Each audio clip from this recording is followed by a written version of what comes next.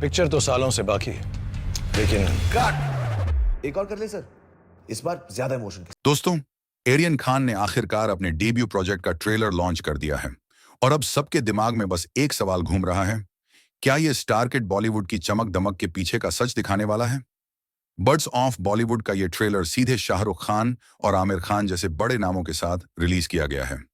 और ऑनेस्टली पहली नजर में आपको भी यही लगेगा, ब्रो ये तो प्योर नेपोटिज्म की फार्मिंग है, क्योंकि इतने सारे बड़े बड़े स्टार्स एक ही प्रोजेक्ट में, कोई भी नॉर्मल डेब्यूटेंट इतनी कम एज में ये सब पॉसिबल ही नहीं कर सकता।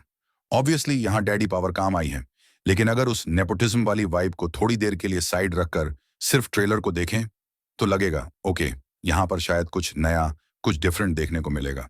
और इसी क्यूरियोसिटी के साथ आज हम इस ट्रेलर के कुछ हिडन डिटेल्स पर नजर डालेंगे, तो वीडियो को एंड तक जरूर देखना। और हाँ, लाइक, शेयर और सब्सक्राइब करना बिल्कुल मत भूलना। द बैड्स ऑफ बॉलीवुड के ट्रेलर में क्या तुमने नोटिस किया?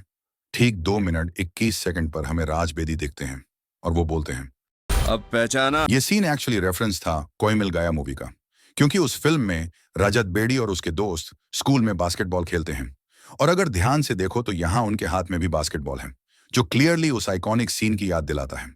अब हिडन डिटेल्स की बात करें तो ट्रेलर की स्टार्टिंग में ही दिखता है 75वें वार्षिक फिल्म फेस्ट अवार्ड्स का एक शो, जहां रेड कारपेट और कुछ सेलिब्रिटीज भी नजर आते हैं।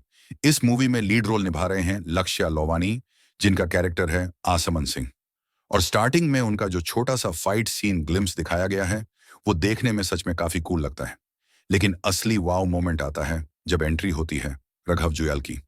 उनकी अपीयरेंस देखकर तो मैं बस यही कहूंगा, वैसे इस पर्टिकुलर फ्रेम में जहां लक्ष्य और राघव एक साथ खड़े हैं, बैकग्राउंड में डैवोल का लोगो दिखता है।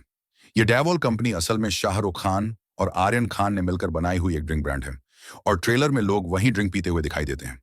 राघव के गले में एक प्लेबॉय का लॉकेट नजर आएगा और अगर तुमने टीजर देखा है तो राघव की हरकतें उसी टाइप की दिख रही थी।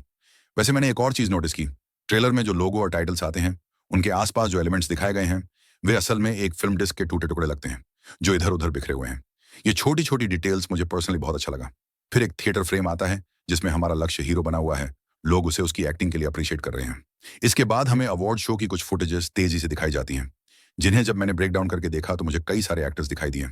पहले तो खुद लक्ष्य अपनी फैमिली के साथ नजर आते हैं, फिर सिद्धार्थ चतुर्वेदी, राजकुमार राव, अर्जुन कपूर और दिशा पाटनी जैसे चेहरे भी दिखाई देते हैं, जिनकी रियलिटी के छोटे छोटे ग्लिम्स ट्रेलर में दिखाए गए थे।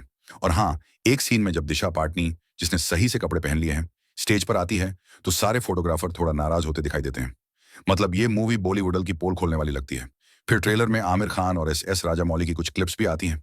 आमिर के सीन में थोड़े फनी मोमेंट्स भी हैं।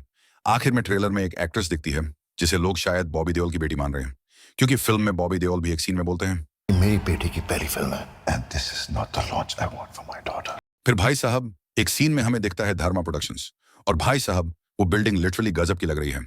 धर्मा प्रोडक्शन के साथ ही एंट्री होती है करण जौहर की और वो अपनी फेमस मूवी का डायलॉग मारते हैं। नाम तो सुनाओ। ये असल में शाहरुख खान की मूवी दिल तो पागल है का डायलॉग था। आई एम राहुल, नाम तो सुना फिर होगा। ट्रेलर में एंट्री होती है बॉबी देओल की। उसके बाद एक फ्रेम आता है जिसमें लिखा होता है फ्रॉम द प्रोड्यूसर्स ऑफ जावन एंड ओम शांति ओम, और यही वजह है कि इस फिल्म का स्केल इतना बड़ा और ग्रैंड लग रहा है। फिर ट्रेलर में एक और फ्रेम आता है जिसमें पीछे लिखा होता है सोडा वाला। अब ये शायद किसी बड़े प्रोड्यूसर या डायरेक्टर को इनडायरेक्टली टारगेट किया गया है, जिनका नाम सोडा से मिलता जुलता है।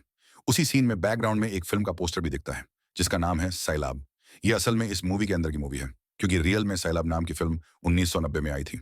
फिर हमें एक और होर्डिंग दिखती है जिसमें एक मूवी लगी है बर्बाद मोहब्बत, जो करण जौहर ने डायरेक्ट की है।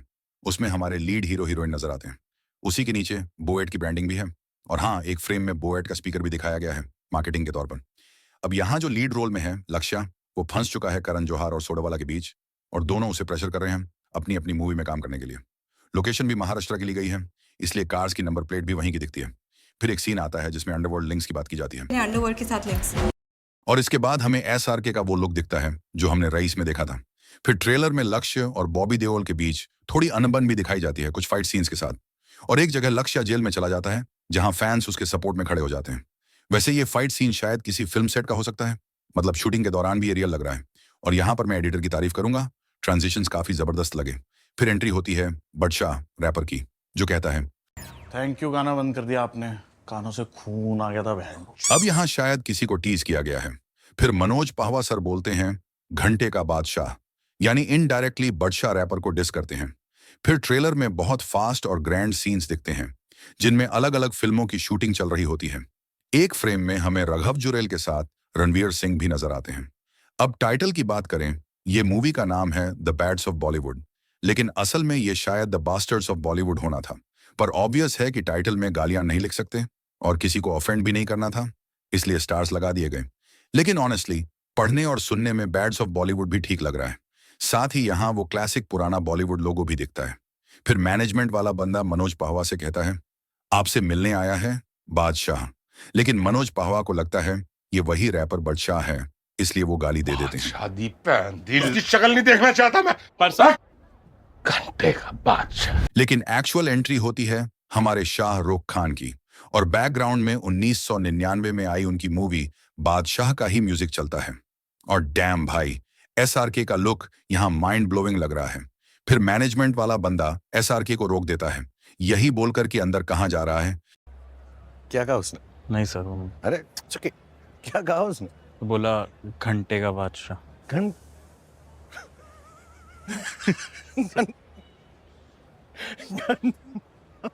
घंटे का। और अगर ये वीडियो आपको जरा भी पसंद आया हो तो एक लाइक जरूर कर देना, और हाँ, चैनल को सब्सक्राइब करना मत भूलना।